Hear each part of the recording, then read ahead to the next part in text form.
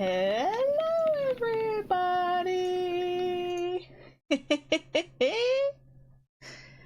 Welcome!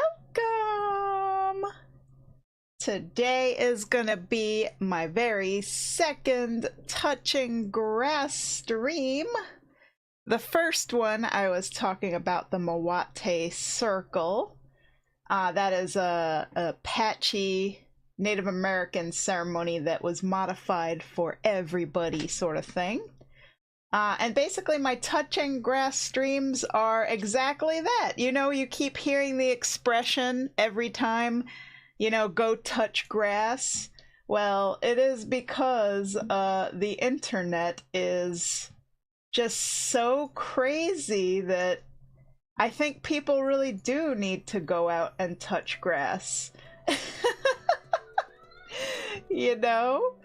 So I did that for you guys. I went out there on Saturday to my favorite lake and I filmed lots and lots of footage. And I also got attacked by a leech.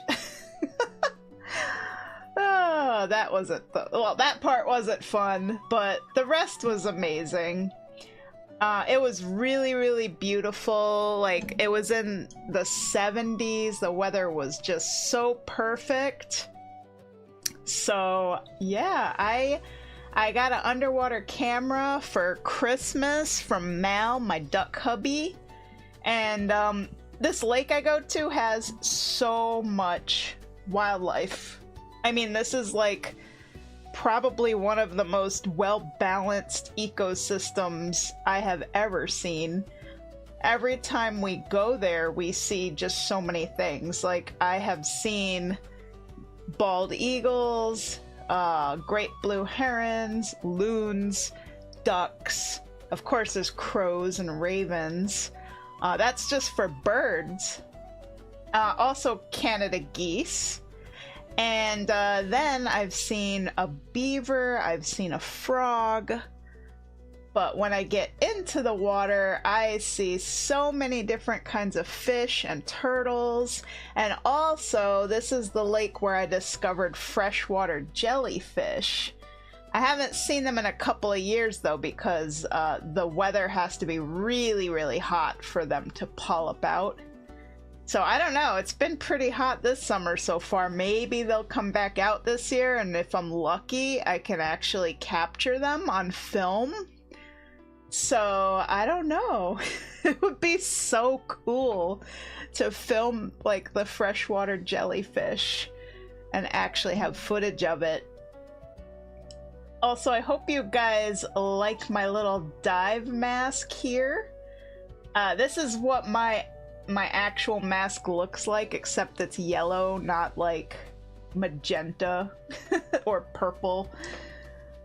I made this one purple because Amayame likes purple.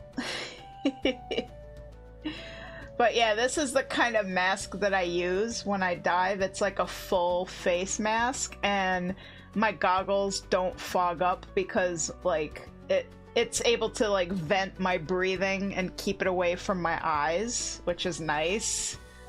So yeah, I just snorkel along the surface and I film everything with the camera as I go. So this stream really is just like an interactive kind of come along with me and see what is in the lake. So I'm really, really excited to show you guys. Now, I do have the volume, like the original volume of the video, but I'm gonna lower it because it's just a lot of like me breathing. You know, and like the clicking of the little ball thingy in my mask. So I don't like, unless you guys are into like ASMR or whatever and you like hearing that and like bubbles, you know, underwatery noises, I'm gonna keep the volume to that low. But yeah, I have the whole video here. So now this video is an hour and 37 minutes.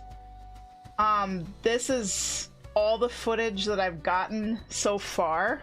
I did edit bits and pieces out, and I also adjusted the lighting because for some reason when I film with my underwater camera, everything looks really, really bright, so I had to like darken the lighting and up the contrast.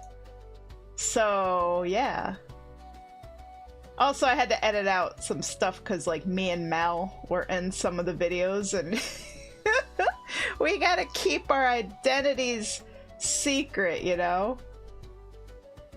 So yeah, without further ado, I am going to play this footage, and this is gonna be a bit of a different stream than any of the other ones I've done so far. This one is really more of a relaxing, chill out, like meditate, like just watch the footage and just kind of zone out and just enjoy like what we discover and what you see as we go along.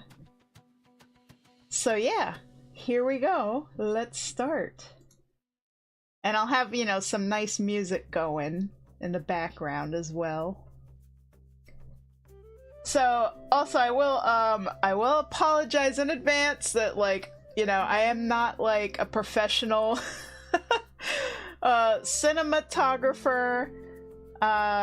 If you get motion sick, then, you know, maybe don't watch this one, because my camera does shake a lot. Like when the wind blows and the water gets moving, it kind of shakes me around while I'm swimming. And also I get tangled up in all of the lily pads a lot, and I have to kind of fight my way through.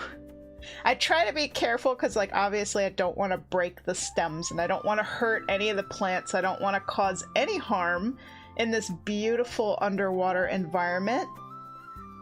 So, but yeah, I do get really up in there with the lily pads, and that's probably why I ended up getting a leech on me because I'm in like the murkiest, leafiest parts of the lake. And there's a cute little bluegill, our first little fish on our tour under the water. You're gonna see a lot of bluegills. There are so many in this lake, and people love to go fishing here, and that's the fish that they catch 99% of the time. Now and again you catch a bass or a perch or a trout, but usually it's these guys. And they're also really, really good at stealing the worms right off your hook. Now this is a bluegill here that's protecting its nest.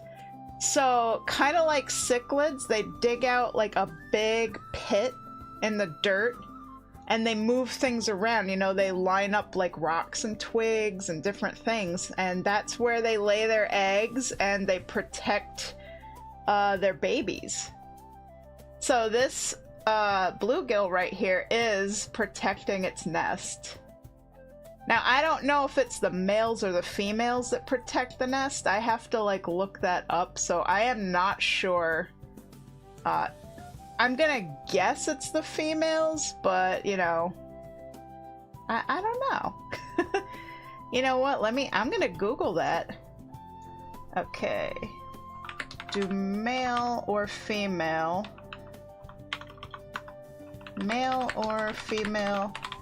blue gills protect their nest? You know, we're gonna get educational. Male bluegills are the sole protectors of the nest. They aggressively fan the eggs to keep them clean and fiercely chase off any predators. Females leave the nest as soon as they deposit their eggs and do not participate in guarding or caring for the young. Wow! Okay, so I just learned something new.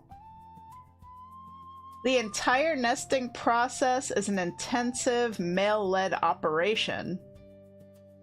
So yeah, this is interesting information here. So it says, in late spring and summer, male bluegills sweep away sediment with their tails to create a shallow, dish-shaped depression on sandy and gravelly lake bottoms.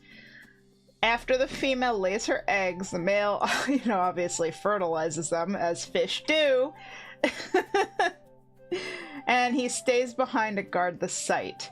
The father circles the nest, using his tail to sweep away debris and aggressively biting and chasing off intruders that might eat the eggs. Whoa. Now see, when they see me coming, they do stand their ground a little bit, but, you know, usually they eventually kind of like run away from me because like I am freaking huge compared to them, so they probably don't know what to make of me. Probably freaks them the hell out, so. But, you know, I'm not, like, trying to... When I go diving, I'm not trying to disturb them. Like, I don't touch the nest. I don't mess with anything. I'm very respectful when I'm in the lake. Like, I'm not trying to, you know, stir up the sediment or anything like that. I am just going along, passing through, just seeing whatever I can see. And as you can see here, the water gets like really murky. So it's like if you even just kick the bottom a little bit, it stirs up so much sediment and then the water gets just so cloudy. So I just try to float and not have my feet touch the ground at all. Like all that leaf litter and everything, it'll stir up tons and tons of sediment and make this water really cloudy and you won't see anything. Luckily for me, I am extremely buoyant. I float really well. I actually have a hard time staying like under the water. I just naturally float. Mal has the opposite problem. He just sinks like a rock. Like, he cannot float to save his life, so anytime I'm swimming near Mal, you know, his feet are like on the leaves stirring up all the dirt, and it's like literally you're swimming blind. You're just swimming in brown murky mud. So I always try to, you know, swim away from Mal because he messes up my lake. Hello, Whimsy! Welcome! No, Mal's got body fat, we both do, but for some reason, he just doesn't float.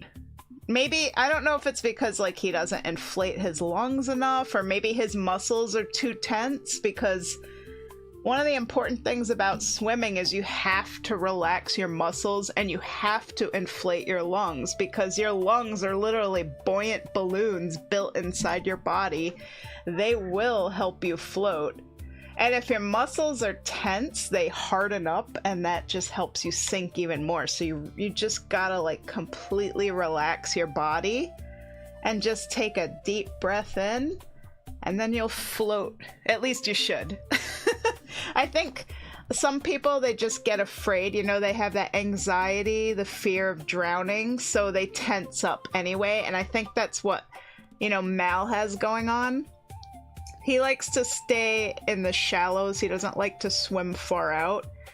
Me, I can swim across the entire lake and back, like no issue. Like, it is a little weird when you get into the very deep water because it's like black. Like the water gets so deep that the light can't really penetrate and you can't see anything. Like you can't see the ground, you can't see the plants. You're just swimming through this darkness that's like never ending. That does kind of freak me out a little bit. Like I like to be able to see the ground and see the plants and stuff. So whenever I get into the really deep water, like even though I know I'm not gonna drown and I'm a really good swimmer, I still get like a little bit anxious, and I always try to swim closer to like the island in the middle of the lake or like the edges of the lake closer to land. Because I don't really like being in super deep water, mostly because there's nothing to see. It's just, there's nothing out there, man. It's just blackness, you know? And I don't really like swimming through a void. It's just unnerving, you know? Because you don't know which way you're going. Like, I have to poke my head above the water just to get my bearings. My nephew sinks like a rock in water. Yeah, see, some people, they just do. I don't know why.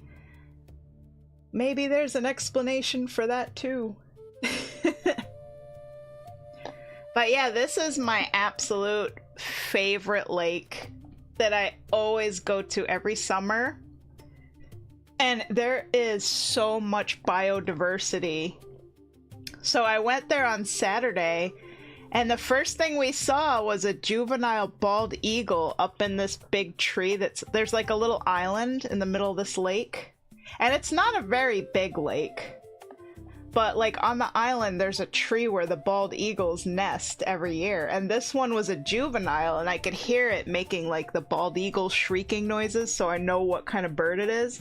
And its head wasn't white yet, because when they're juvenile, like their feathers are still, you know, developing the color. And we got to watch it like swoop around and like, you know, go hunting, looking for prey. So it was really cool. And also sometimes we see great blue herons fly over. We've seen loons, especially sometimes with their babies. We saw some Canada geese, because they like to have their babies there too. And it's just amazing. One time I even saw a beaver. Hello, Babone! Welcome! I'm just giving you a tour of my favorite lake. See, here's some of our bluegill friends. I love swimming into a school of bluegills because they just like look at me. And sometimes I wiggle my fingers at them and I guess they think it's like juicy little worms, you know? Sometimes they'll actually come up and like nibble on my fingers because they're like, ooh, is that something I can eat? Little fishy bites. Don't worry, fishy bites don't hurt unless they're piranhas, but we don't have those here. I wouldn't tempt fate with piranhas, like, nah.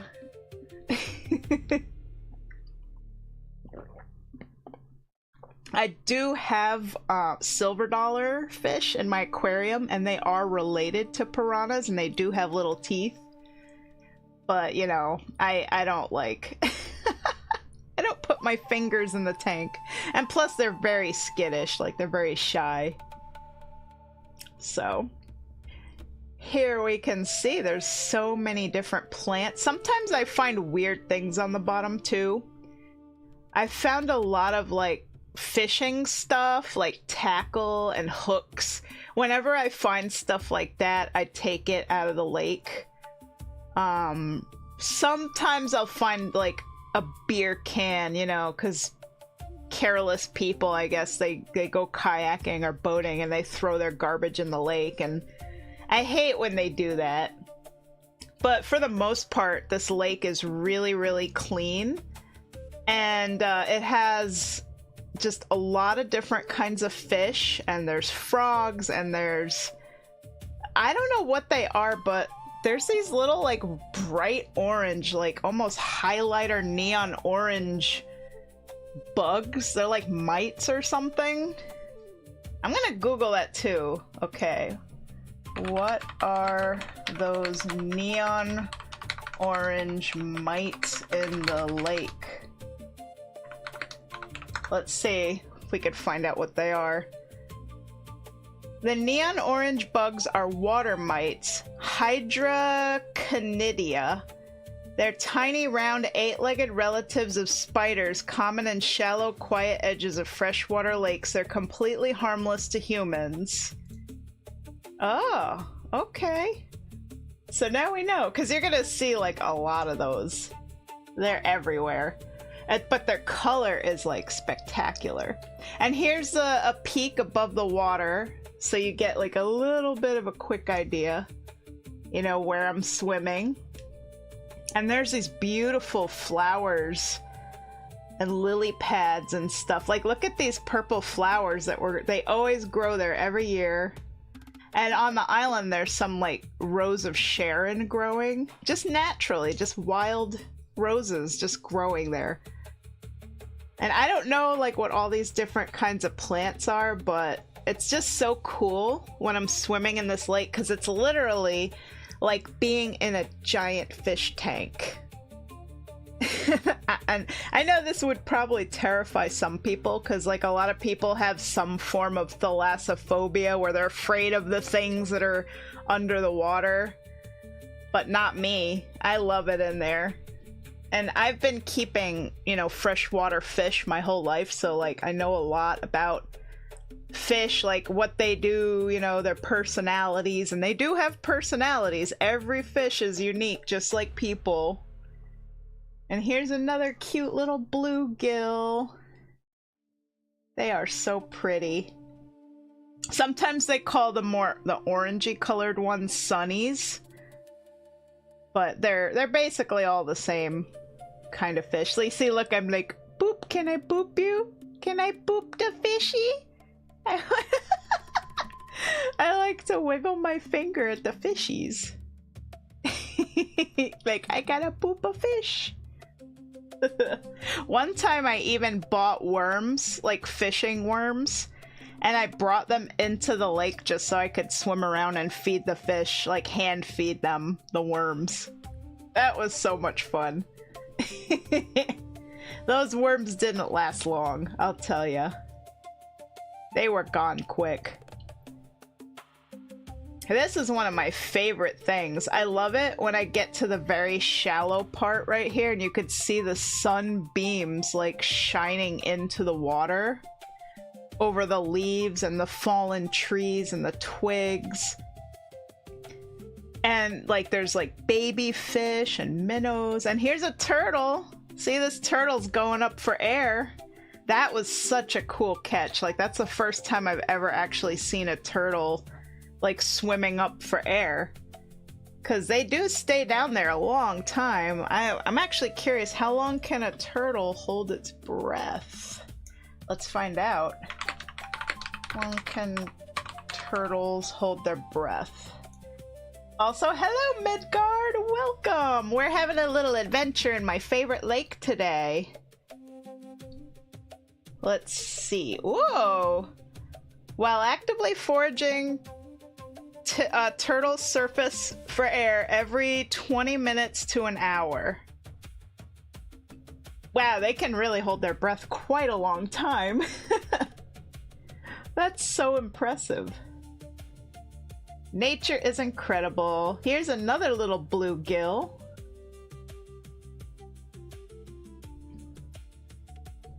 So I won't be naming what this lake is, just because, again, you know, because I'm a VTuber and I'm on YouTube and Twitch, and, you know, I don't want people, like, if I ever become popular someday, I don't want people, like, swarming this lake en masse, you know what I mean?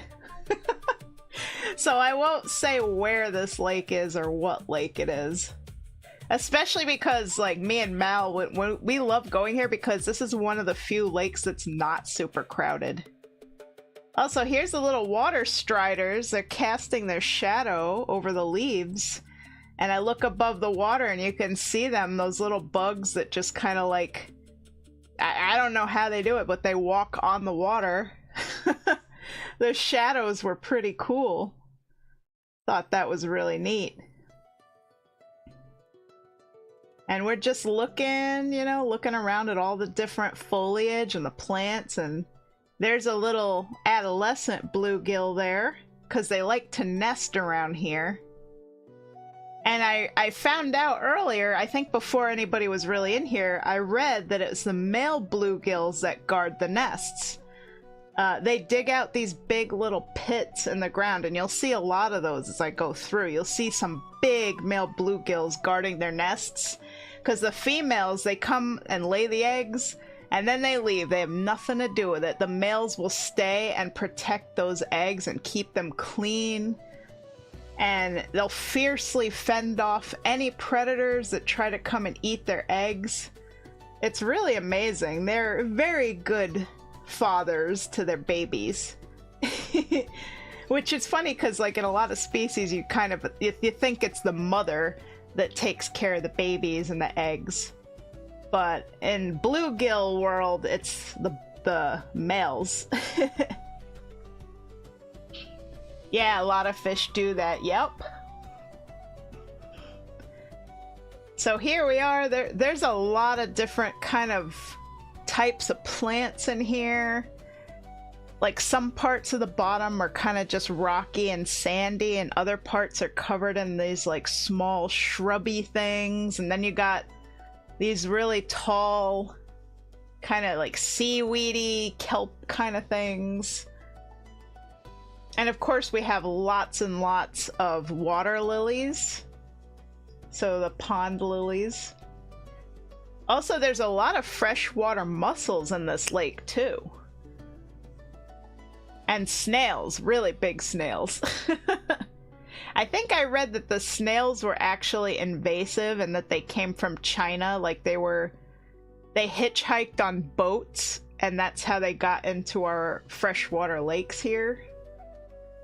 And look at these little bluegills. See, that's a male right there, guarding the nest. You see the way they guard the nest?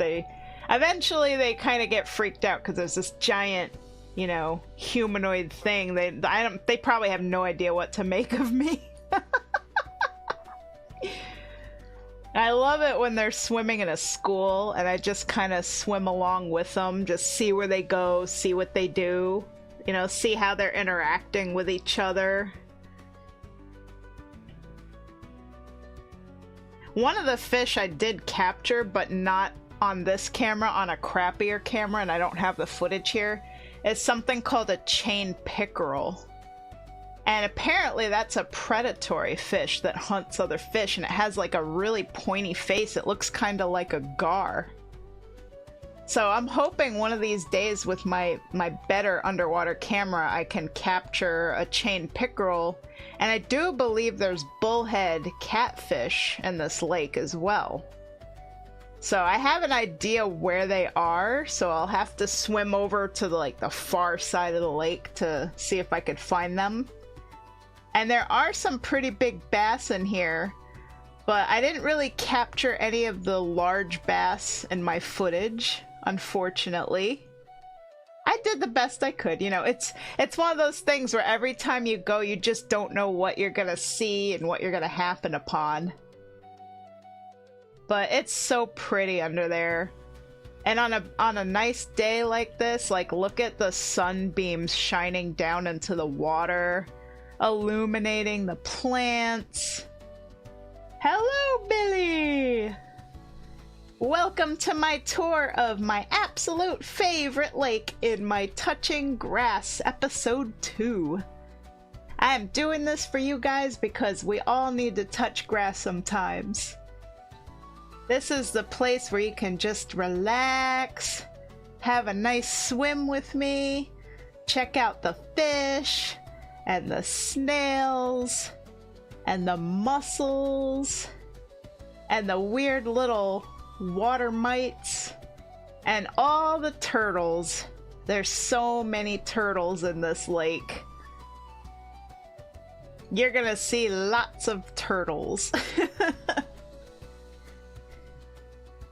So yeah, this is my happy place.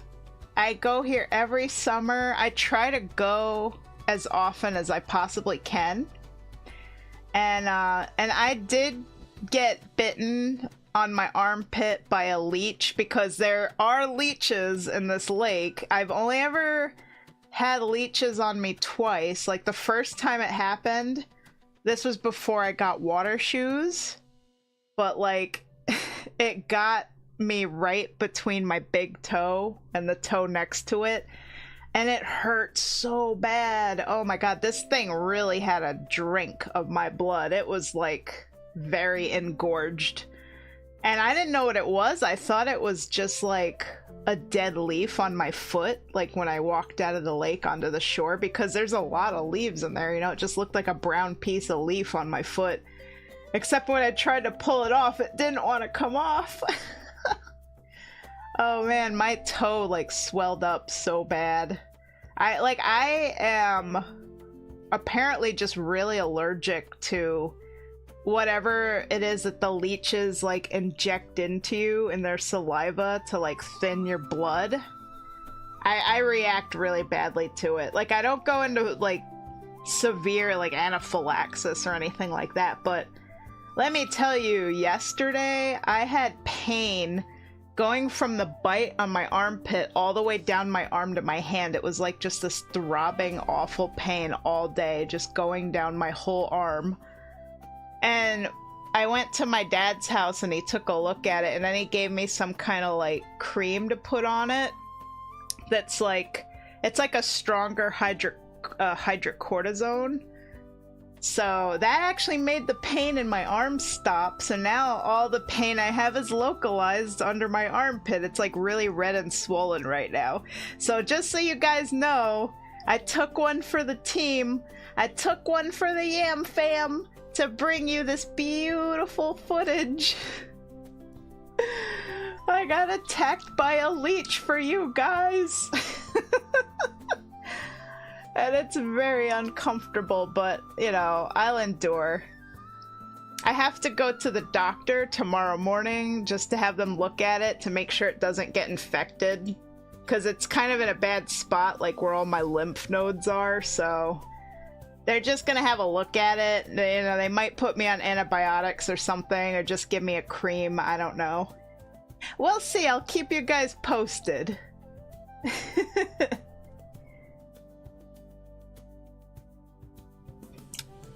But, you know, leeches or no leeches, they're not gonna stop me from swimming in my lake with my fish.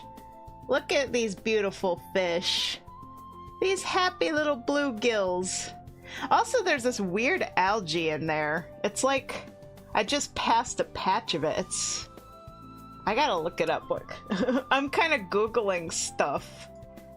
Okay, what kind of algae is slimy and pillowy? Like cotton. Let's see.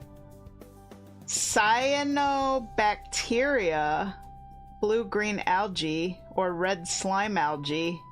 Oh, that sounds dangerous. I think I've heard of that stuff. You know, maybe it's good I didn't look it up before I went swimming through it. Oh my god. So these photosynthetic bacteria form thick, velvety, and pillow-like mats that feel notoriously slimy to the touch and often have an earthy or foul odor. If it looks more like thick clumps of floating cotton candy, you might be looking at certain green filamentous algae. Which, they don't float, they stay on the bottom. Yeah, painkillers. Yeah, Midgard. I've been taking Tylenol. I'm probably due for another dose. I haven't taken any since 7 AM, so I know that's long worn off. Did the leech try to sell you an ad to your electric bill at Walmart? The leech definitely wanted me to suffer. I know that much. It was weird. Like, me and Mal were in the car ready to drive home, and I just felt like an itch on my armpit. And I just, like, idly scratched it, and then, like, there was something in between my fingers, and it felt squishy and slimy, like a slug or a snail without a shell. Like a booger. And it was very small, and it was brown. And I kind of knew, you know, like Mal tried to write it off. Oh, it's probably just some dirt from the lake, you know. It's probably like a clump of mud or maybe some tree sap or something. I don't know. I just kind of, I had a weird feeling about it. I was like, I think that was a leech because like I noticed there was a red dot on my armpit where I scratched it off. And it started to feel itchy and it hurt. And then like the pain going down my arm, like the throbbing pain started. And I'm like, yeah, that wasn't dirt. That had to have been a leech. And it got flicked somewhere into the car. I don't know where it is, but it's all dried up and dead now. It's somewhere like on the floor of the car. There's like a lot of dirt on the floor, so I don't know. It's gross. I do not like leeches at all. Like, if I had the money, I would totally invest in, like, a full-body wetsuit and just cover myself, like, head to toe. Like nothing is gonna bite this fawn. Nothing!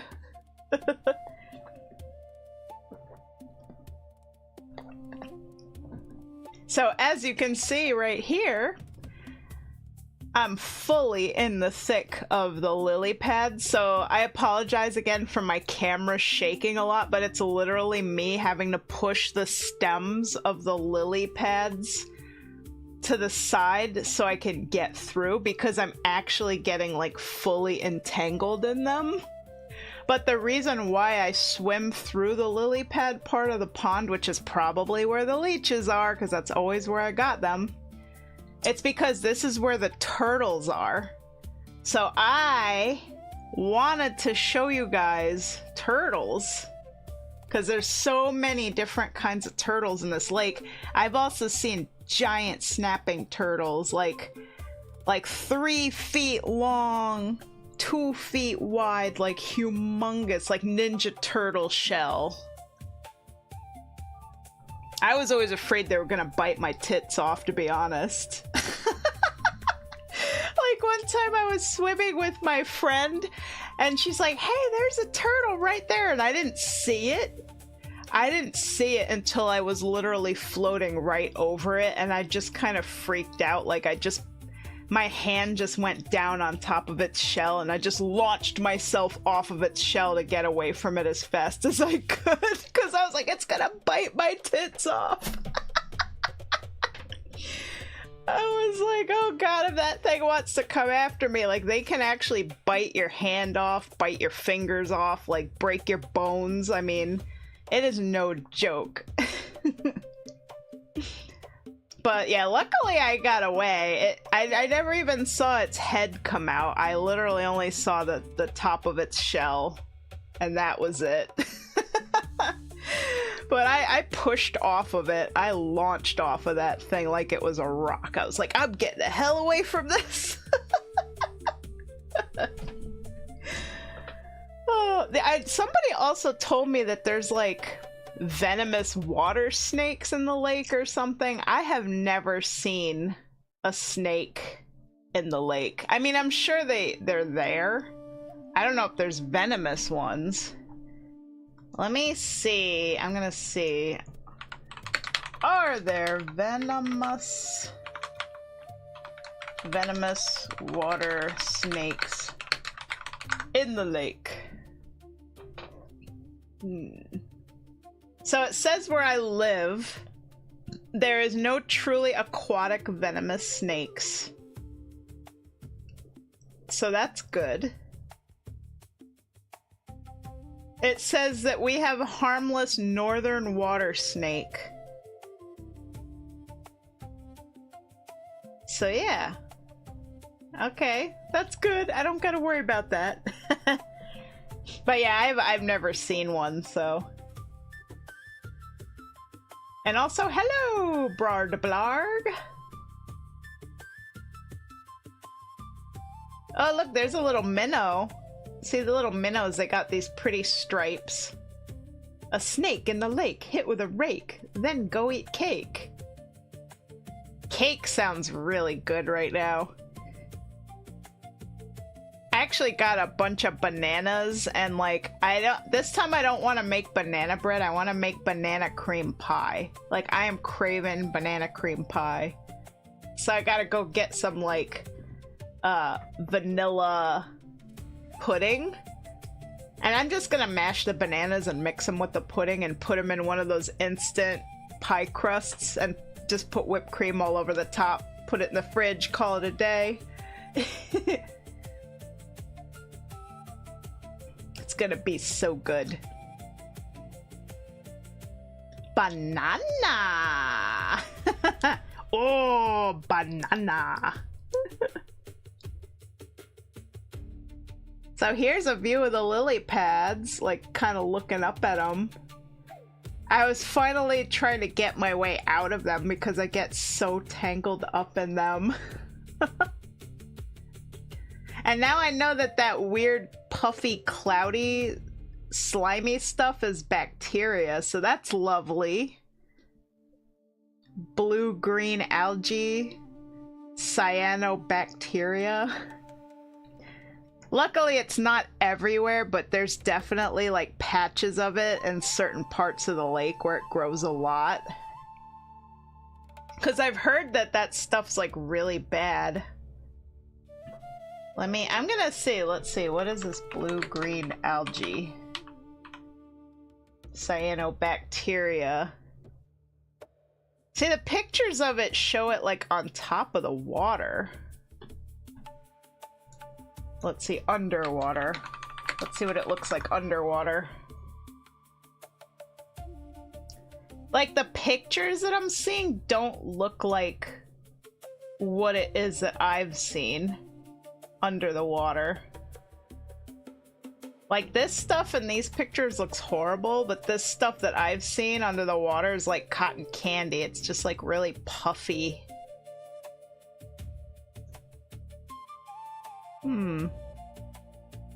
Blue-green algae bloom. Okay, okay, now there's pictures that looks like it. It's a different species of bacteria. Aha. Yeah, because I mean, when I'm swimming through this lake, who knows? They thrive locally based on lighting conditions and nutrients. Ah! Yeah, because I noticed... Oh, here's the perch, by the way. This is... I named this perch Percy. Such a pretty perch. Look at Percy! Percy the perch, my friend. Under lily pads, the red spectrum gets filtered so not all bacteria can thrive. Oh, see, you seem to know a lot about this. That's very educational. But yeah, I noticed that this like weird slimy like puffy algae stuff seems to grow on the very sunniest part.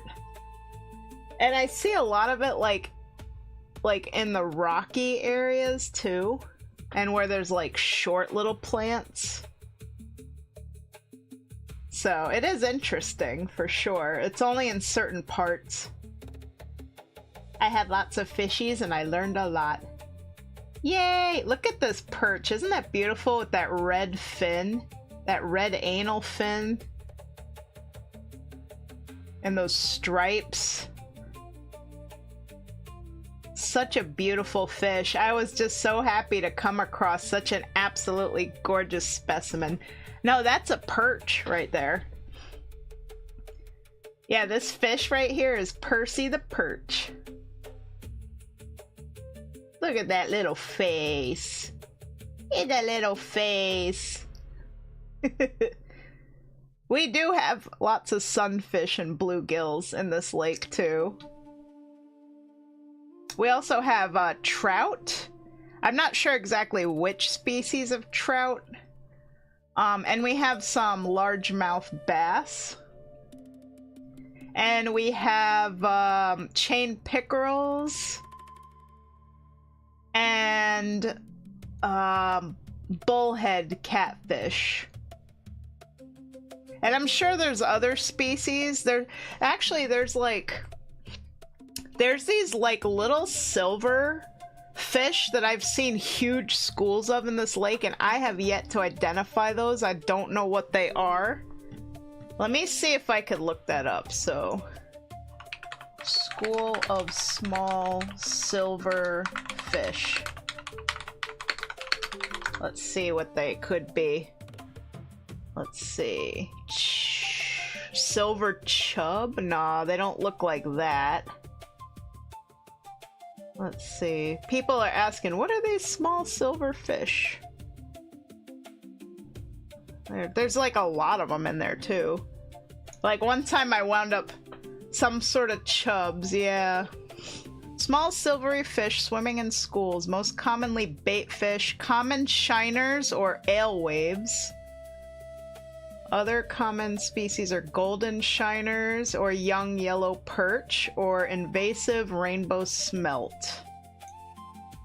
But yeah, these are just like, they're small. Lots of varieties of chubs. Okay. See, that right there I think is a trout.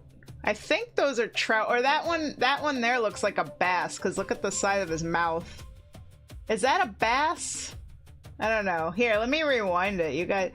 You're the fish expert. That's a smallmouth bass. Oh, okay.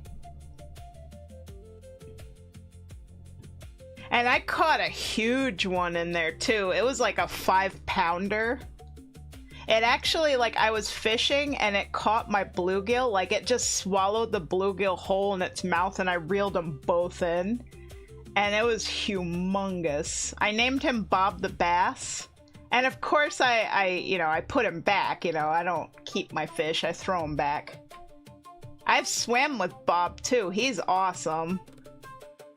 He keeps me in shape because, like, he's fast, you know, I like to race him.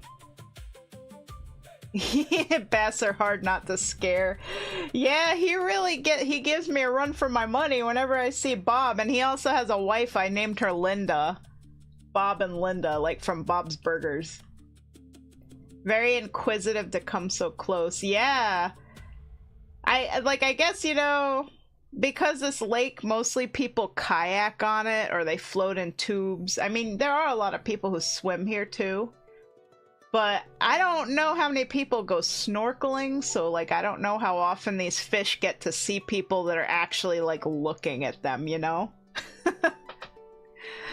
But they don't seem too terribly skittish. Like, they will be curious and they will, like, give me a look over.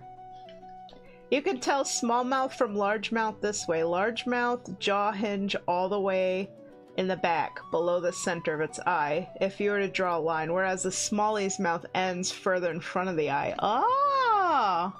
That's great to know. See, you're a good wealth of information on these fish. I like that.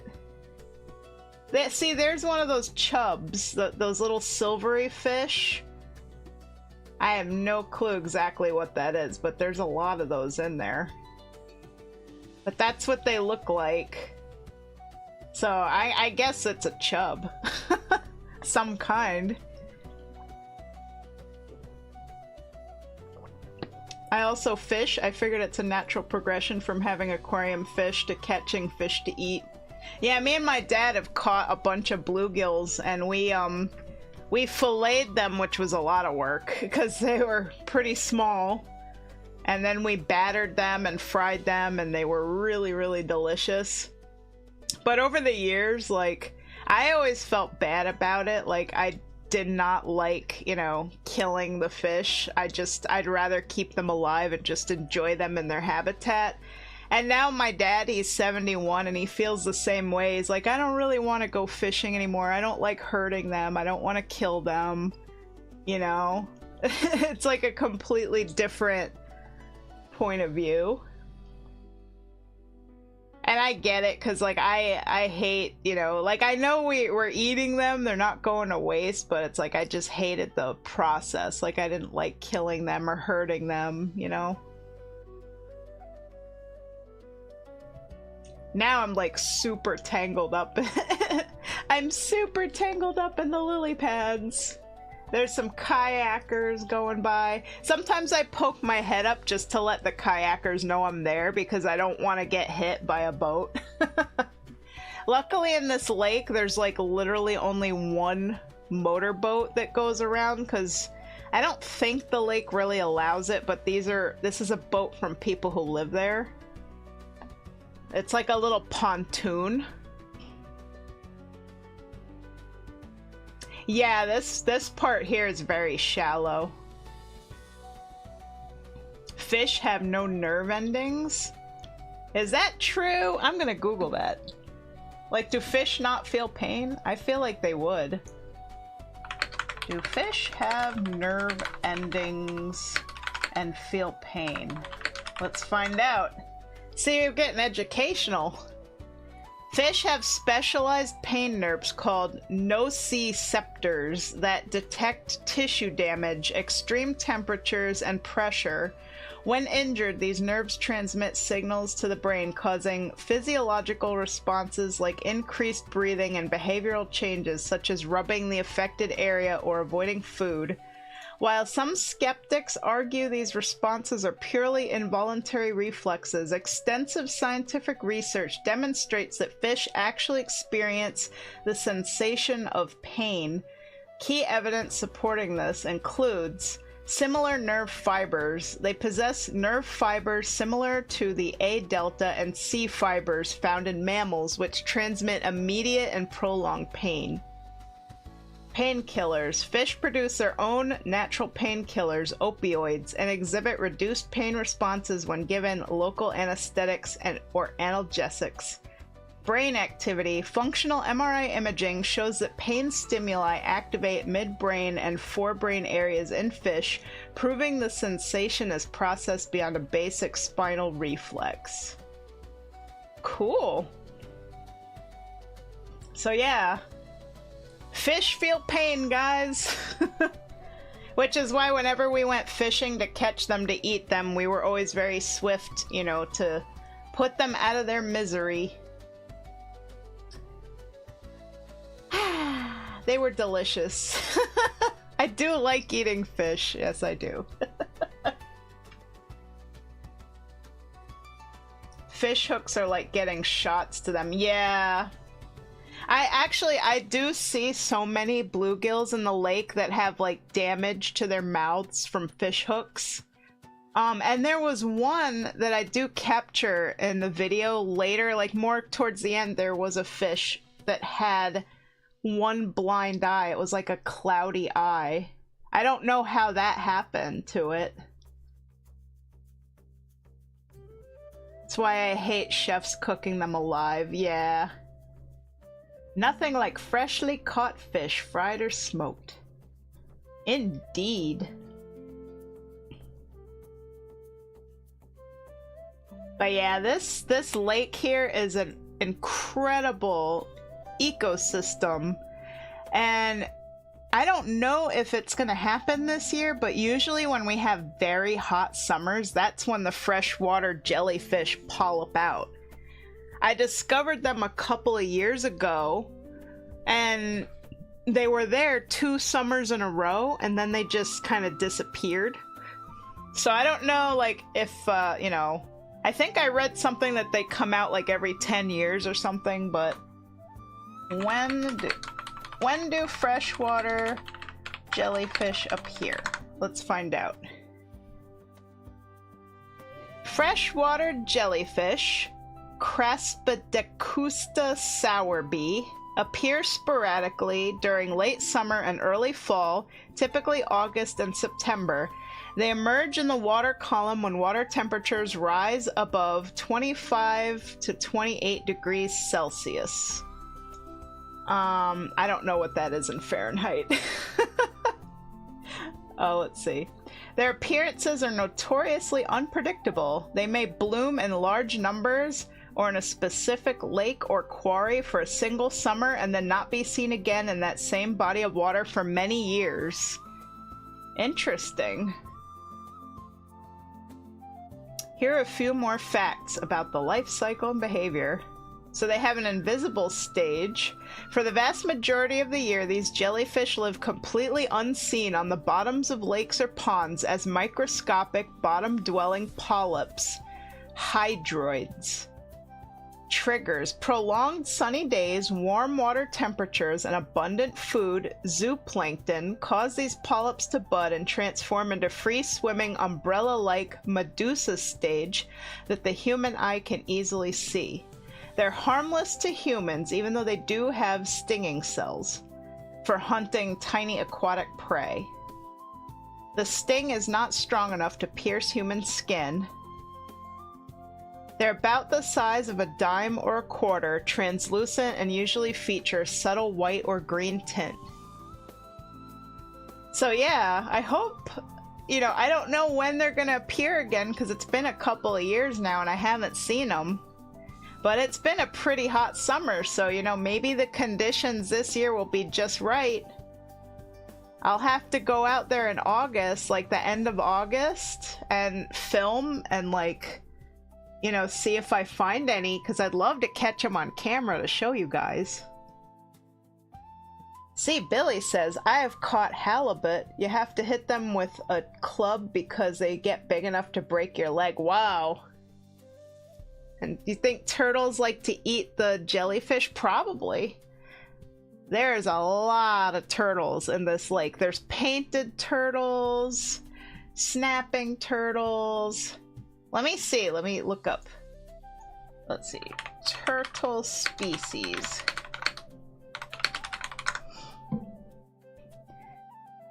We got, let's see, we have painted turtle, massive common snapping turtle, and the northern map turtle. And there's also musk turtles, and sometimes invasive red-eared slider. Interesting. And there's spiny softshell turtle, red-eared slider. See, those are, they said those are in the southern US, but extremely common in the lakes up where I am. I think a lot of the turtles I come across in here are like baby snapping turtles, but I'm not entirely sure. So when we get to a turtle footage, maybe you guys could help me. See this big dugout here? That's a bluegill nest, and there's a freshwater mussel right there. This is the sandy rocky part. I call it the mussel graveyard because there's lots of freshwater mussel shells just littered all over the place here. Maybe the turtles eat the mussels. I mean, I'm sure they eat all kinds of stuff in there. And we're just on the edge of the lily pads. There's another fishy. I want to see, what's the difference between sunnies versus bluegills? Let's see. See, we're learning a lot. Oh, all bluegills are sunfish, but not all sunfish are bluegills. The bluegill is a specific, widely distributed species, while sunnies is a common nickname for the broader sunfish family, which includes pumpkin seed, green sunfish, and red deer sunfish. So bluegill's rounder, pan-shaped body with a dark spot at the base of the rear dorsal fin and a distinct dark blue gill flap.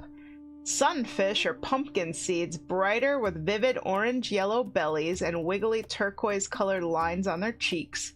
Green sunfish have slightly elongated bodies, larger bass-like mouths, and distinct yellow or white tips on their lower fins.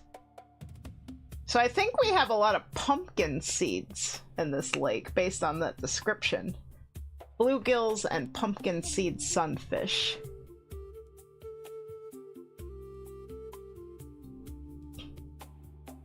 See, guys, don't you just feel so relaxed? You're learning so much about this beautiful aquatic life here. Traveling with me underneath the water.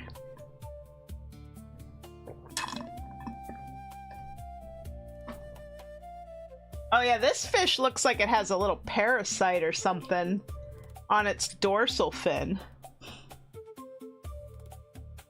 It has like some kind of, maybe it's like a fluke or something. Occasionally I do see them where they look like they have like parasites. Unfortunately, that is a thing that happens with freshwater fish.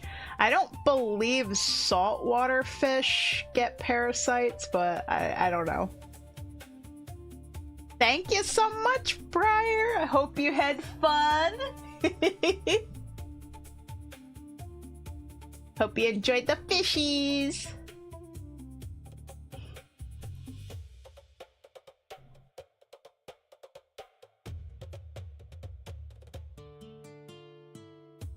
There's another fishy, fishy, fishy. But yeah, see, there's something on its dorsal fin. Could just be, it could be a parasite. It looks like a parasite. I've had to deal with stuff like that in my fish tanks. I can still listen while I work. Okay. It also has something on its pectoral fin there too, so it might be like a form of ick, maybe. Some really big ick spots. See, ick is really bad in a fish tank because obviously a fish tank is a closed environment. Whereas like in a huge lake, you know, those ick parasites, they have plenty of room, so they're not likely to, you know, be so many of them on the fish to kill the fish, you know, and drain its blood and make it anemic. But in a fish tank, the ick parasites, they multiply and then they completely cover your fish. Like your fish get covered in these little white spots. And I found that the best way to get rid of ick is to do the heat treatment, because it speeds up the life cycle of the ick parasite, and then it gets caught up in the filter material. Because I've done the malachite blue, or malachite green, or whatever, methylene blue, all that stuff, and yeah. I mean, that also works, but it's very harsh on the fish. And because I have tropical fish that are from like South America, like the Amazon, the heat treatment definitely seemed to work good. Like ever since I did the heat treatment, like you crank the tank up really high, like 86 degrees, and you keep it at 86 degrees for a couple of days. And eventually what happens is when the water is a certain temperature, the ick can no longer reproduce. And it dies out, gets caught up in the filters, and that's it. I haven't had any problems with it ever since. So like now I swear by the heat treatment. I have a fluval heater in my tank. So, you know, if ever I get a new fish and it has any problems at all, I just crank up the heat. And they can handle it, luckily. Also, if you're gonna do the heat treatment, make sure that your tank is really well oxygenated, because warmer water has less oxygen and your fish need that. So make sure you got air bubbles and make sure your water levels are low enough that the filters get that, you know, oxygen flowing in there. There's that fish again with that little parasite. You can see it's twitching its fin too, like it feels it, whatever that is, it's munching on its fin, it feels it, it's like twitching it, like trying to get it off. I would help it, but like obviously the fish isn't gonna let me, you know, pluck the parasite off of its fin, so I would though, if they trusted me enough to let me help, I would.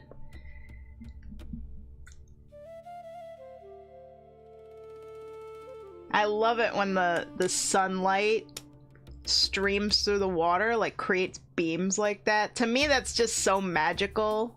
Like for me, this is like a meditation, you know, like you're just swimming in God's fish tank. And you got the sunbeams shining through, illuminating the plants and the fish, and to me, this is like the most peaceful, magical place to be. And I'm not thinking about anything else. I'm not thinking about work. I'm not thinking about anything stressful. And I'm not really thinking about anything at all. I'm literally just in the zone. I'm with the fish. Like, fish. This is all I know right now. Fish.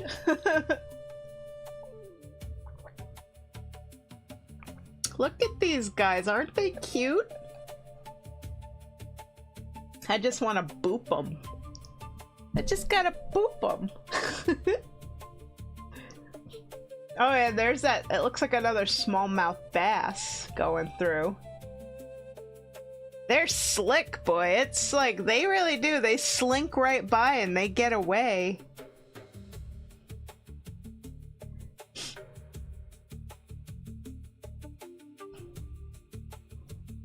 Now that I know they're smallmouth bass, thank you for that, Midgard.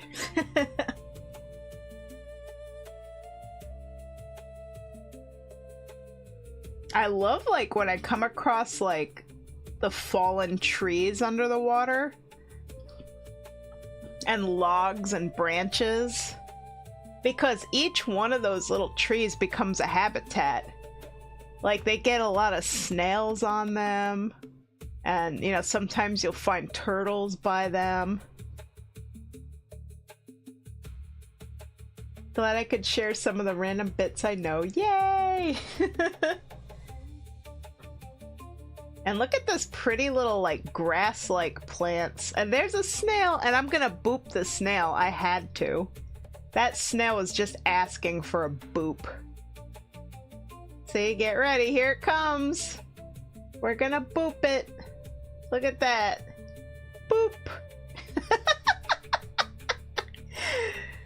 Next time you go swimming in a lake and you find some big snails, go give them a boop. But if you're swimming in the ocean and you find a big snail, especially if it's like that super deadly cone snail, do not give it a boop. I think the cone snails are near Australia. Let me see, where are they from? Like, their venom is so bad, like, you'll be dead in like 20 seconds. Let me see, cone snail. Where are they from? Habitat. Warm tropical, subtropical coastal waters. So, like, reef zones. Yeah. So you're not gonna find a deadly venomous cone snail in a freshwater lake. Which is good to know. Look at how pretty this is. I just absolutely love this. Like, when I'm in the shallows with the sun and the leaves and the fallen trees and all that little, like, the little aquatic grass. And the little, look, there's a little tiny snail. I didn't boop the little tiny snail.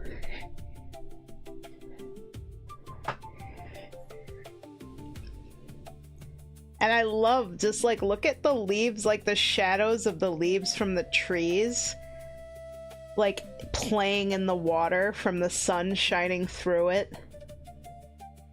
It's so pretty. And then when you look up, it's just, oh, I don't know, to me this is just absolutely the most peaceful thing.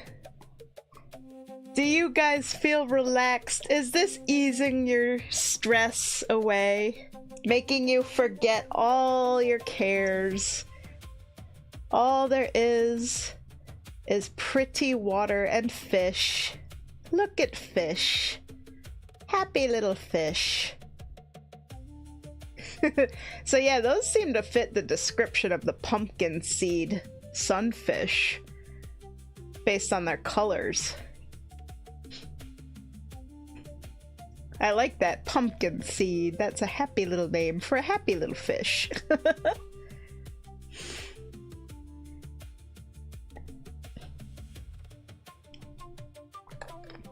I'm also having some happy little mocha cold brew coffee, which I probably shouldn't be drinking at 9 o'clock at night.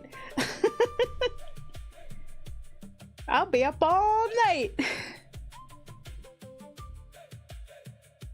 So pretty.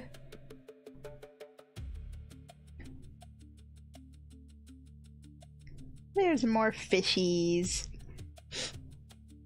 You can see the lake starts to dip here, like it goes downhill.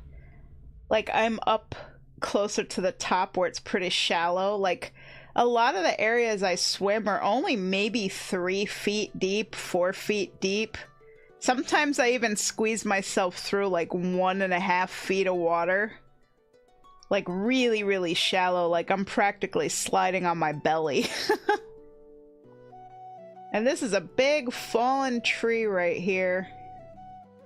And it looks like there is a lily stem that was hanging off of it. When I first saw it, I thought it was like a long fish poop, because I have a big pleco in my tank and it makes really big poops. And there was the bluegill that was, it had one blind cloudy eye. I don't know how its eye got like that, poor thing. So it didn't even see me until I was like right up near it, because that side was blind. And isn't it cool? Look at how the lily stems, like sometimes they curl. They get all tangly, and sometimes they turn into like tight little like spring-like curls. Very fascinating how they grow like that. And here's like just the sunlight going through the water, touching the ground, making really pretty dappled ripples of light. I love that. It's so pretty. Like being under the water, unless you have thalassophobia, then this is probably all like a hellish nightmare, but I feel really bad for people that have thalassophobia, like they're afraid of what lurks under the water. Like some people are just really freaked out by like fish and plants and like anything brushes against their feet. And there's the island. I take a little peek above the water. Lots of plants in there. So many different kinds of plants. I don't know what any of these plants are, like what the species are called. But they're pretty, and there's a random brick. It's like a cinder block somebody threw in there, probably as like an anchor for their boat. And now I'm swimming closer to the shore, and there's more fallen trees.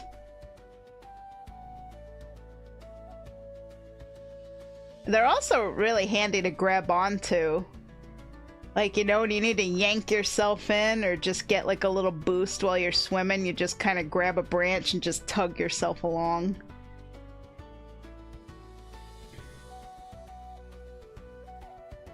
Also, most of this swimming, I don't even kick my feet at all. I'm literally just floating and using one hand and just like kind of doggy paddling my one hand just to kind of push me along. And that's it. Like, there's not much effort. Now, I don't know what the heck this thing was. I don't know if this was some kind of human garbage. I really don't know. It's like a bag with a hole in it. I honestly could not tell what on earth that was. Here's a plant. Pretty plant. So yeah, this is how you unrustle your jimmies, guys.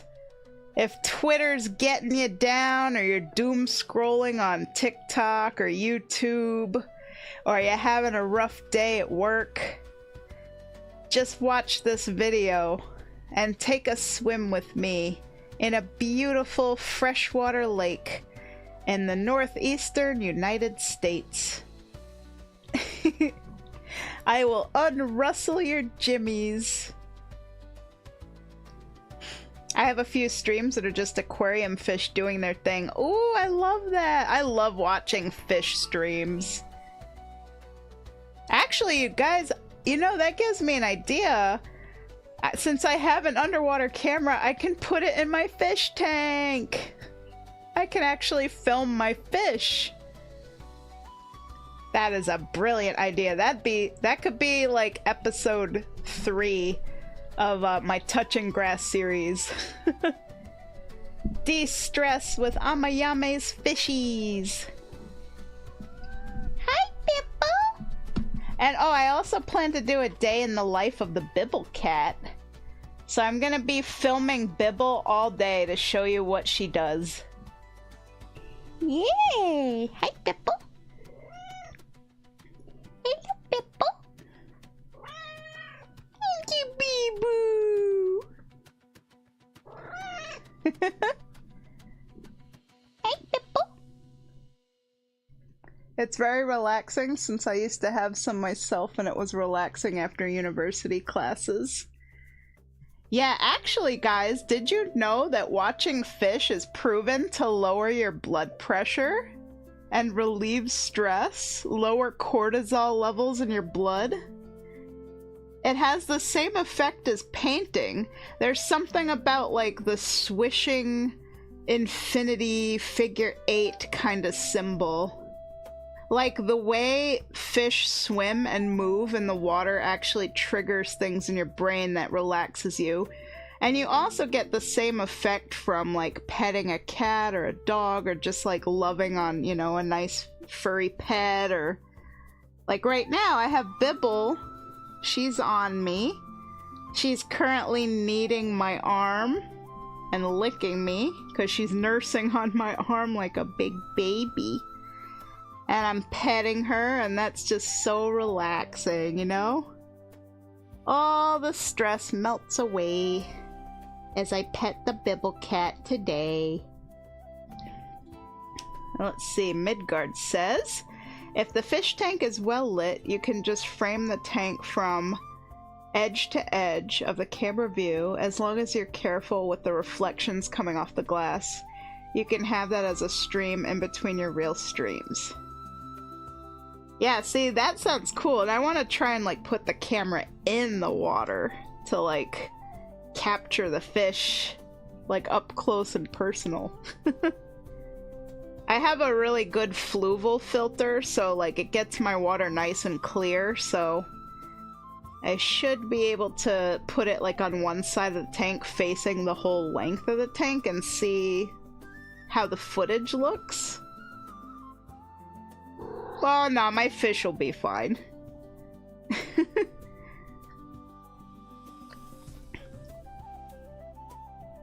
Aw, Bibble's purring. She's such a happy cat.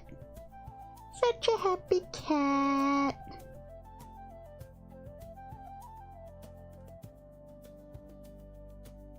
I love watching this footage. This is the most relaxing stream ever. And that's exactly what my touching grass streams are all about. You know, maybe another one I'll do is just walk in the... I have like this 5-mile trail in my local state park. Just like a walk through the woods. I think you guys would like that too. Plus I could film, you know, my garden.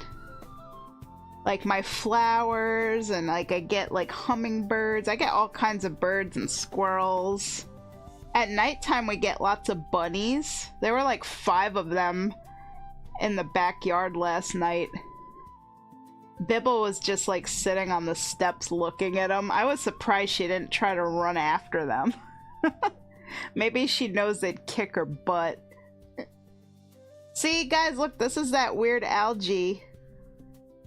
It's very weird. So I guess this is cyanobacteria. And there's some mussel shells.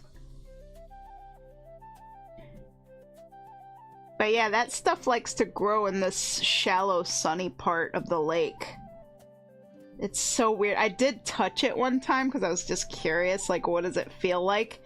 And it like melts in your hand. It just turns into pure slime. This is really kind of gross.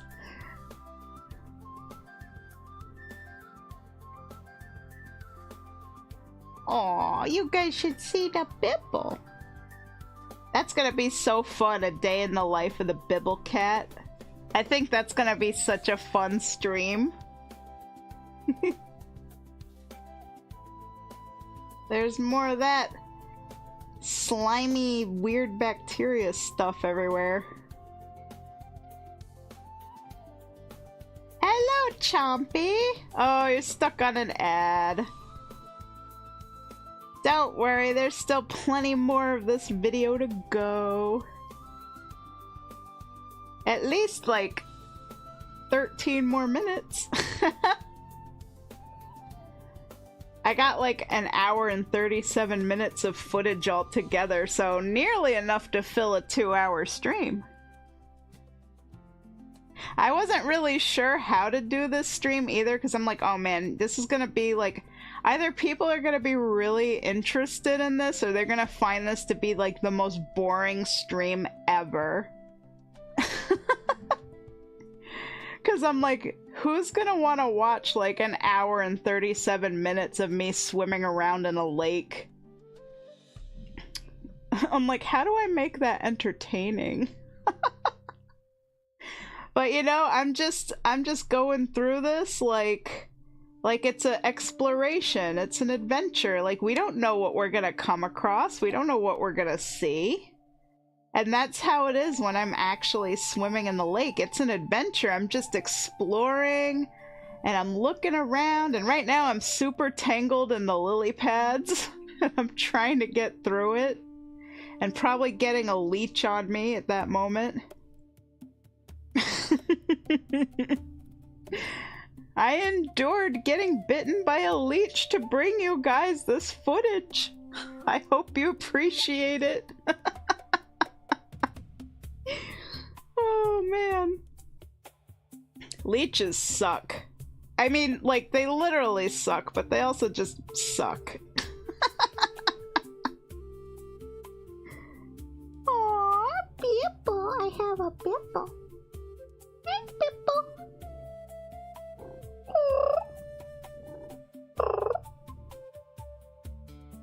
I was gonna say, yes they do, literally suck. They really do. Have you ever seen an engorged leech? Yeah. So like a couple of years ago, I was doing the same thing. I was just, you know, snorkeling in the lake, and I was just getting really deep in the mud because I was looking for turtles.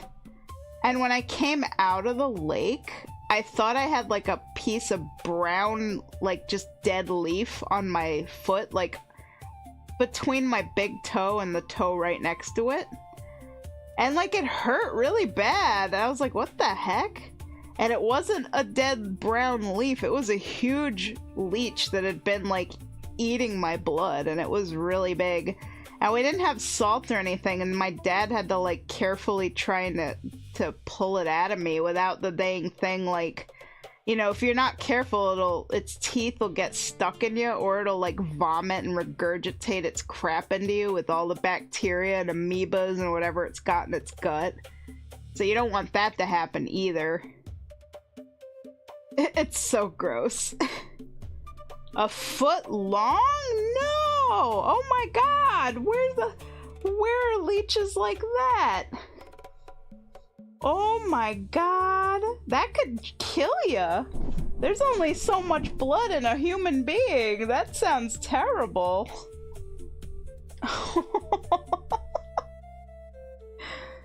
That's terrifying. Leeches are like the IRS. Absolutely. They do that to carp? Oh my gosh. Wow.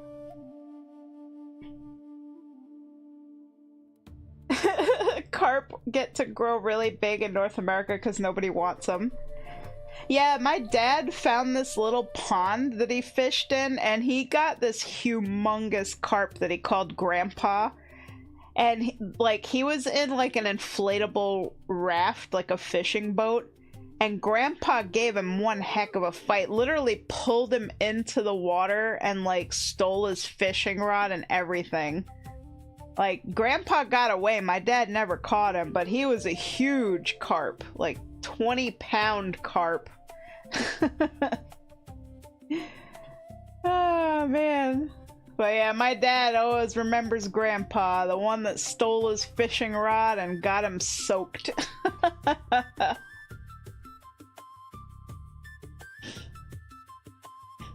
When caught, they get thrown back to grow larger. They are fantastic fighters. I fought 20 minutes with one for 20 pounds. Landed it though. It was great eating. Oh, look guys, here's a turtle! Turtle! There's one turtle. See, this was like, I literally was just seeing one turtle after another, so there's a couple more turtles coming up right after this. And I do get to zoom in on it, so maybe you guys can help me identify it. Tell me what kind of turtle. Is it like a baby snapping turtle? Is it a musk turtle? We gotta identify these turtles, guys. Is it a ninja turtle? Are there any rats anywhere? Let's see. There's another bluegill nest right there. So yeah, we're gonna come upon another turtle real soon. There's one! Look at this turtle! Turtle! Let me see. If I can pause it. Do you know what kind of turtle that is? You don't know turtles. Does anybody here know turtles? That's a snapping turtle? A ninja turtle? Oop, it's a zoomy turtle. That's what that is. Zoom. Oh, a spiked snapping turtle? Yeah?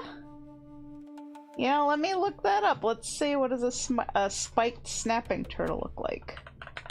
Snapping turtle baby. Let's see, because I know it's got to be a baby because those things get huge.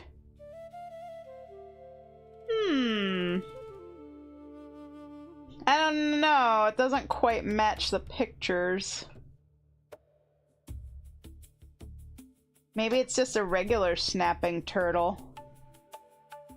Let's see. I don't know. It doesn't look like a snapping turtle. Maybe it's a painted turtle. Or a musk turtle. Okay, musk turtle has like stripes on the face. It kind of looks like a musk turtle. That one ain't bad, but the ones that are smooth have beaks are more biting. Yeah, from the pictures, it looks like a musk turtle. Look at this. I was just like having a good stare down with this pretty bluegill right here. This pumpkin seed sunfish. Look at this guy. Look at that face. Isn't that adorable? Just the cutest little guy. Just chilling. Like, what is this creature here that's staring at me? Blub blub. Glub glub. Look at this pretty fishy. I love their colors. The orange and the blue and the silver, just gorgeous.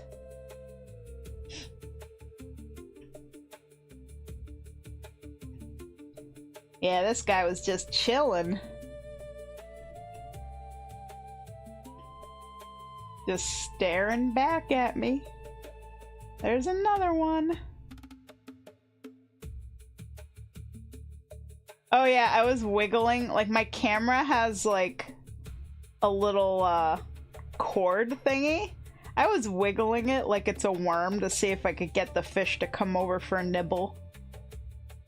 It's called an alligator turtle when they have spiky heads.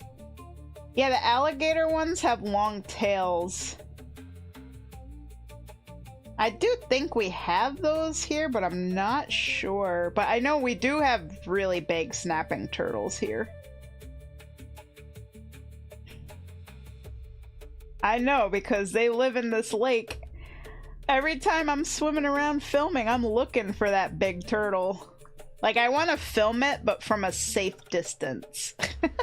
Like, I don't want to get too close, because I don't want it to bite my tits off, you know?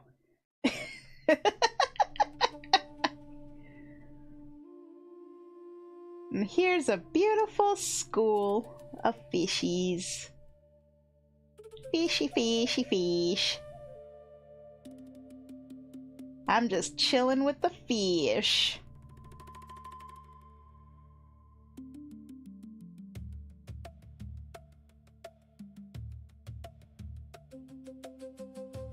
And I think I'm gonna spot another turtle soon.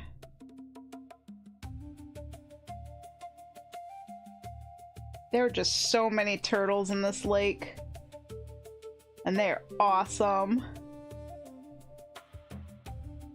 Sometimes I do like to like dive down and like pick them up, and I like take pictures of them and stuff. I like to hold them. I don't hurt them though, you know, I just hold them from the back of their shell, and then I take a few pictures and I put them back in the water. And they're probably just like, what the heck just happened? I don't mess with the snapping turtles though. They are very bitey. They have nerve endings on and through the shell. Yep, they do. That's why, you know, I'm very gentle with them. Like, I don't, like, scratch them or try to hurt them at all. This here, it looks like a fish head or something. Like, it was definitely a piece of somebody's lunch. That's what that was. Maybe the giant snapping turtle ate one of the fish. It's not just inanimate matter, they can feel with it. That's why they like brushes set up for them in their enclosures. Yep. I've seen those videos. I think that's so cute. The turtle giving its shell a nice scratch. Here's another school of bluegills. And here's a nice fallen log. The snails really love the logs. Like, there's all this algae on there, and snails love to eat the algae. And there's a perch, a pair of perch, with their beautiful stripes and their little red anal fins. Also, perch are my dad's favorite fish for eating. Like, they got really good flavor. Perch are very tasty fish.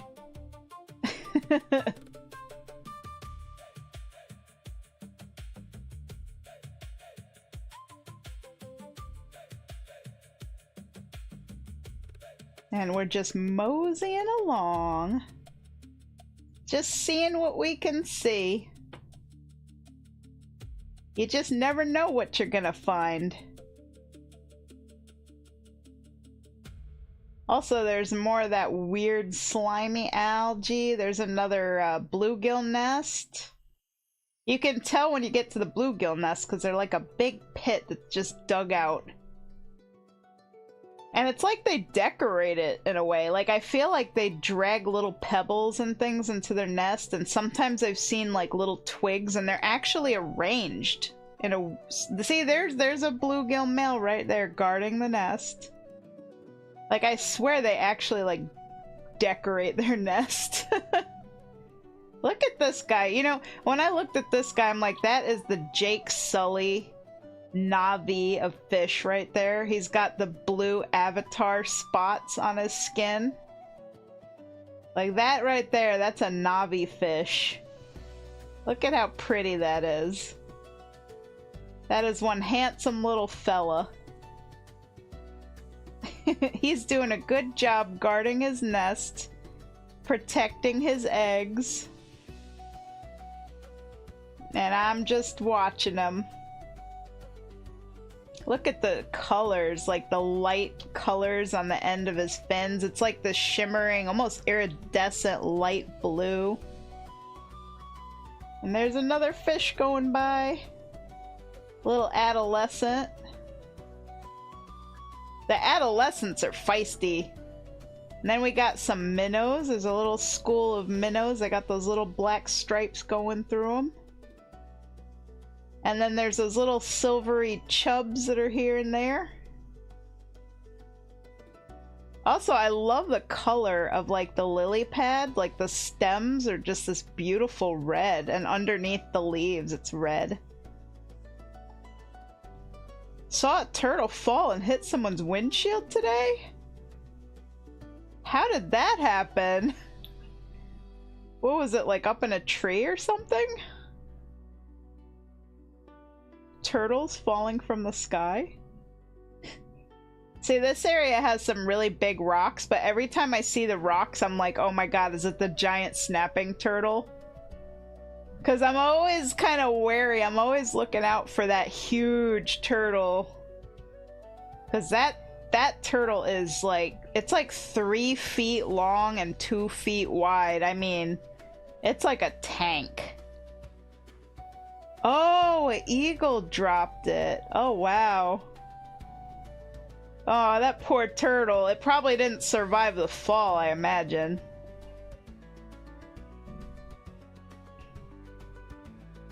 Yeah, we got a lot of eagles up here, too. Like, at this lake, there's a bald eagle nest right in the middle of the island on top of the tallest tree. It lived? Oh my goodness. I guess its shell protected it. Did it hit the car's, like, windshield? Did it, like, break the glass? Wouldn't that be crazy? Can you imagine calling your insurance and being like, hey, I gotta file a claim. A turtle, like an eagle, dropped a turtle out of the sky and it hit my car and broke my windshield? So it's like, do you guys have like an act of God clause, you know? That's just crazy.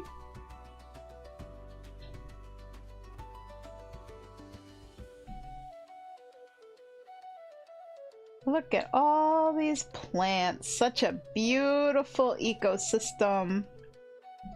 Very, very healthy lake. I think a lot of why this lake is also so healthy is there are, like, literally, there, like I said, there's only one motorboat on this whole lake. It's like a pontoon. Because there's a family that lives, you know, right on the lake there. But for the most part, like, motorboats are not allowed, so you don't get, like, oil or pollutants that would come from boats. Really, you get kayakers, people floating around on tubes, and swimmers. And that's it. So this lake is so clean and so amazing. And here, I poked my head out of the water to show you guys there's a lot of, like, little mountains, you know, lots of forest. It's so pretty out there. One of my favorite things to do with Mal is we float around on tubes, and we also have an inflatable kayak too. We like to pack a bunch of like peanut butter and jelly sandwiches and some, like, you know, some drinks and some chips and cookies. There's another turtle. Yeah, that looks like a musk turtle. Because, like, snapping turtles have those long tails. So that definitely looked like a musk turtle. And this is the part where the turtle's, like, eating. Like, it didn't see me at first. And I'm sorry that the camera shakes so much, but it's because, like, the wind was really blowing and it was, like, making me move because the waves in the water kept, like, jostling me around, so I couldn't really hold the camera very still. But look at this little turtle here just munching away at whatever it is. I don't know if it's like eating the plants or if it's finding like snails or something. I really don't know. I'm guessing it's eating the plants. But then look at the moment it notices me. Look at that like the frozen in terror as it looks up. It's like, what the heck is that? And it just stares like, oh my god. Let's see, Billy said it broke the glass and I picked it up. It wasn't bleeding and seemed fine. Took it to the park and put it near the pond and it went in the water. Oh, that's good. It was a big one, had to be 10 pounds. Oh, wow. Well, you did a good thing, Billy. You saved that turtle's life. And I hope the turtle lives a really good long life. And if it was that big, it probably was really old already. It's insane, the lifespan. Like, these turtles can live like 100 years or more. Kind of amazing. Yeah, see this little turtle? Once it spotted me, it's like, alright, I think I'm gonna get out of here. Abort! Abort! Let's get away from the weird giant floating thing. It took a while to think about it, you know? It's like, I think I'm gonna get away. I don't like this creature here that's staring at me. Bye-bye, turtle! Look at it go! Look at that turtle! It's so cool coming across turtles in the lake. I love it. Turtle, turtle, turtle! Wee, look at that little turtle. Had a turtle that was 45 years old. My uncle gave it to me. It was his. Wow. That's so cool. That turtle's older than me.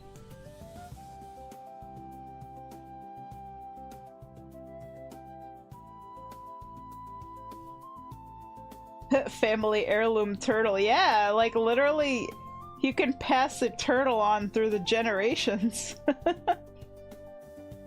You can do that with some parrots too, because like they also live a really long time. Like, there's some animals that they're absolutely a lifelong commitment, and, you know, if they're gonna outlive you, you better have a plan for it.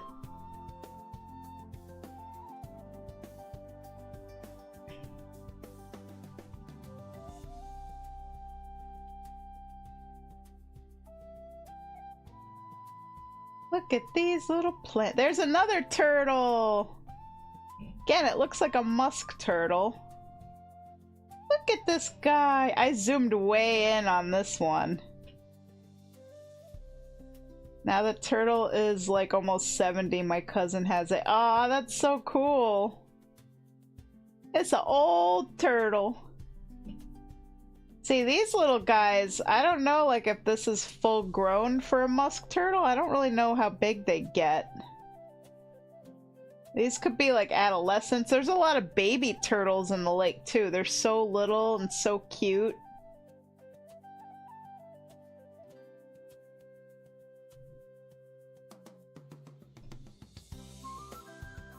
We only got 3 minutes left of our lake adventure, guys.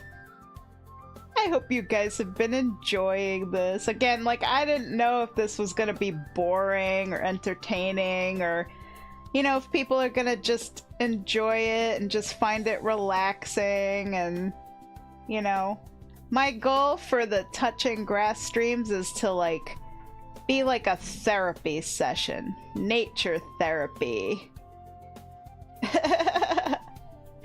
It's 1 hour too short. And also, this is nice for, like, people, like, say you live in a city or something, or you don't live anywhere near a lake or an ocean or body of water, or this is just not something that you would be able to do for whatever reason. Like, this is a way that I can take you guys along with me, you know, into this aquatic world here, and just show you how beautiful and awesome nature is. You know, so even if you don't have a lake, or you're nowhere near water, you're landlocked, or you're in a concrete jungle, all you got is, you know, sidewalks and roads. Well, here you go, guys. I'm bringing you into the lake with me. Wherever you are in the world, you get to join me in this beautiful, lovely aquatic world. And most VTubers never touch grass. I know. Actually, that's kind of my plan for Wednesday's stream, is a complete 180 from this. I wanted to react to a video that was about, like, VTuber drama. Because I haven't done any like VTuber drama videos, like, at all. So I wanted to take a crack at it. Because, you know, so far all of my streams have been, like, super wholesome. So I was like, you know, let's do at least one drama stream just to test the waters, you know, see how it goes. So I was gonna do that Wednesday.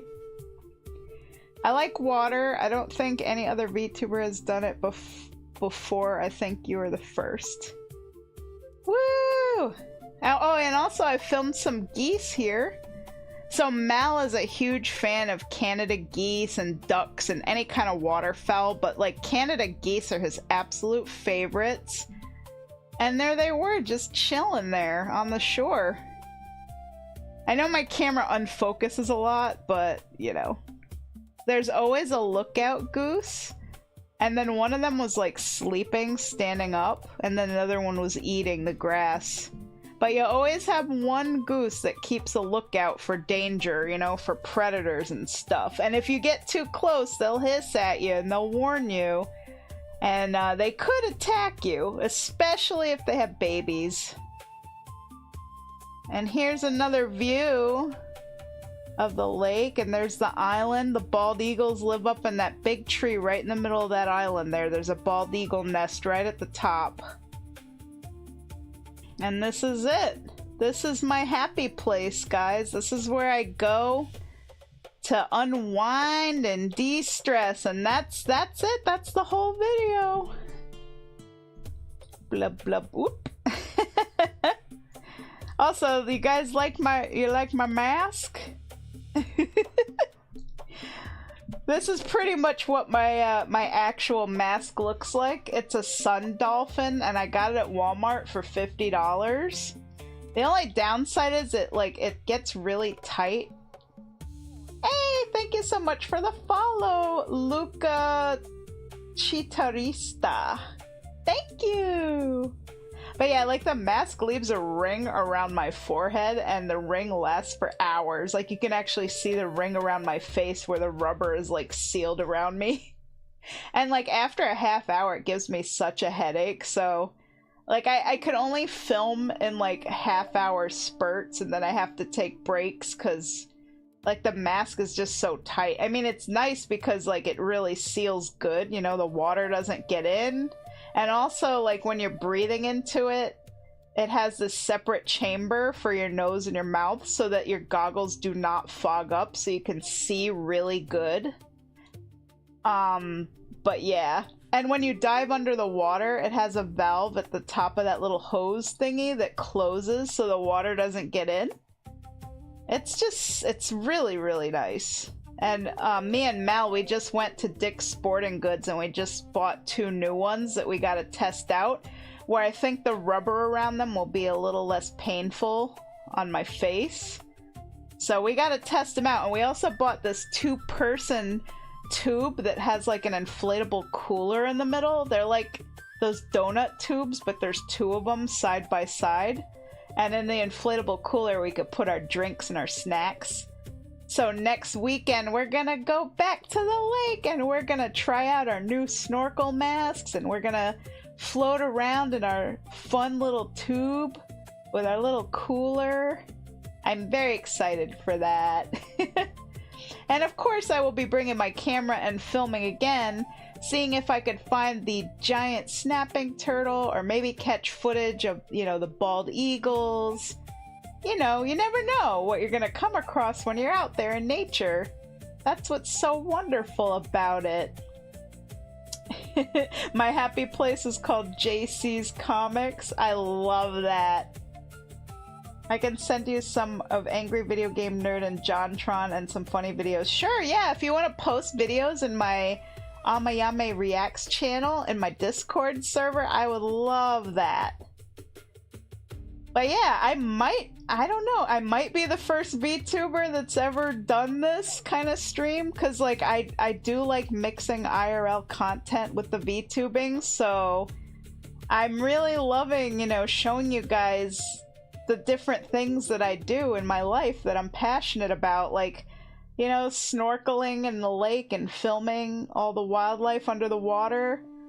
I know there's a VTuber who's like a race car driver, and they've filmed like footage from that, from their race car driving. But I don't see a lot of VTubers like do like a mix, you know, like IRL stuff. I mean, I've seen some do like some arts and crafts, like painting figurines or building Legos or like stuff like that, but I don't know, I might be the first that just gave you guys a full tour of a northeastern American lake. That would be pretty cool. So I hope you guys enjoyed. It was so much fun. And now I can take this mask off.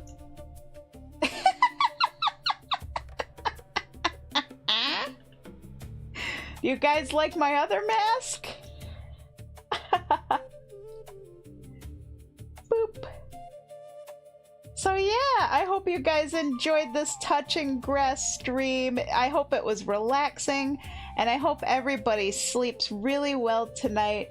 Just dream of peaceful fish and dappled sunlight going through the water and pretty little plants and water lilies. And anytime you're having a stressful day, you can always come back and re-watch this video, because it'll be on my YouTube, it'll be linked in my Discord, and also on my Twitter. So if you need a little bit of de-stressing and a little bit of relaxing, you just come back to me here and I'll bring you right back into the water. I'll bring you back to nature. Come with me anytime, guys. Anytime you need to de-stress, we got you covered. Come along with me. There's a world I'd like you to see. And I hope that you guys enjoyed it. So yeah, that's pretty much it for this Touching Grass stream. I hope to do a Touching Grass stream at least, you know, once a month, I'd say. Uh-oh, my avatar froze. Ah! It seems like VTube Studio froze. I've never had that happen before. But, you know, that's okay, because the stream is pretty much over, so... Thank you guys so much for watching. Sorry I'm frozen. VTube Studio just decided it wanted to die. For some reason, it says it's not responding. Also, hello Ryan the Reactor. I'm just gonna close it. Close the program. So yeah. I will be posting the link to the VOD to this video, so anytime you guys want to, you know, rewatch it again, like you could even just mute it and put on some chill music, like if you're having trouble like relaxing at night, like you know, you're not tired and you need to fall asleep or something. Like use this as a way to like meditate and relax and de-stress, you know, just focus on the fish. Fish are good for ya. Yay! Also, I hope you're having a wonderful night, everybody that's here with me. And sorry my VTube Studio froze. I can load it up again, but my avatar won't be able to move. I'm about to share all I know about the weirdest ocean creatures. Oh, really? I still have 4 more minutes, so... I try to stream from like, you know, 8 p.m. to 10 p.m., so I got 4 more minutes. I'm trying to reload my avatar. She won't be able to move, though. She's just gonna be frozen. There she is. Because whenever I try to, like, when I have OBS already on... Let's see. Hey! Oh, wow, it's working. Look at my ugly mug. Ah! Now you guys get to see behind the street, behind the scenes. That's the word. Behind the scenes! And huge shout out to Midgard, who gave me a lot of like really cool fish information, and also Brar de Blarg, and Billy. Like, thank you guys so much for, you know, chit-chatting and sharing info with me about fish and turtles and all kinds of stuff as we explored our lake. Ever seen a barrel eye fish? Ooh, let me look it up. I think I know what a barrel eye fish is. Isn't that one of those deep water fish and they're like see-through eyes? Barrel eye fish.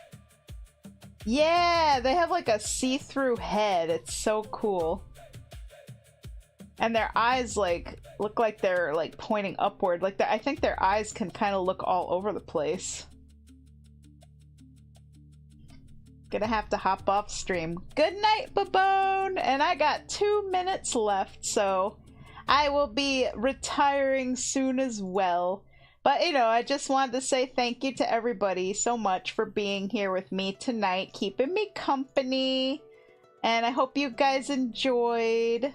And of course, for anybody here who's just popping in, if you like what you see, please hit that follow button if you're on Twitch. If you're watching on YouTube, feel free to hit subscribe and the little bell button for notifications.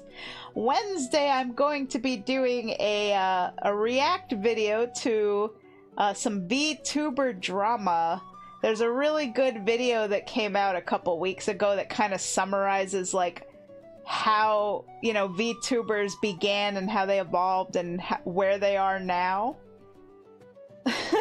So I think it'd be kind of cool to do a react and watch along to that, just because, you know, I am a VTuber, so I try to stay kind of in the know about what goes on in the quote-unquote VTuber community, even though I am very different from literally every other VTuber. I try to be unique and, you know, go to the dance to the beat of my own drum, as it were. You know, do my own thing. So I hope that, you know, you guys who discover me, you like what it is I do, you like the content. Like, look at this, there's a turtle taking a breath of air. What other VTuber has swam in a lake and filmed a turtle taking a breath of air? I'm probably the first. So yeah, thank you guys so much, and I'll see you guys Wednesday. I'm gonna try and get the schedule posted up tonight. So obviously Friday will be Parasite Eve. We're gonna be continuing with that. But yeah, Wednesday is gonna be reacting to VTuber drama. And yeah, that's it. Thank you guys so much for watching. I love you all, Yam fam. Have a very good night. Bye bye.